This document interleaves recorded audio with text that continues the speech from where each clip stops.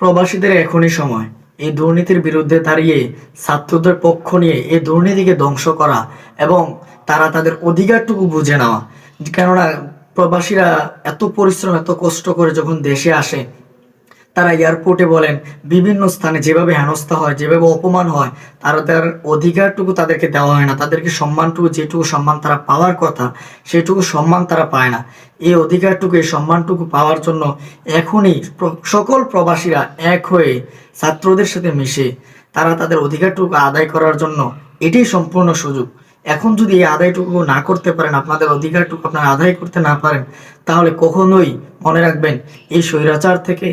এই জুলুম থেকে, এই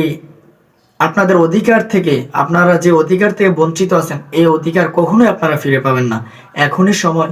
এক হয়ে একত্র হয়ে এই স্বৈরাচারের বিরুদ্ধে, এই অত্যাচারের বিরুদ্ধে, এই জুলুমের বিরুদ্ধে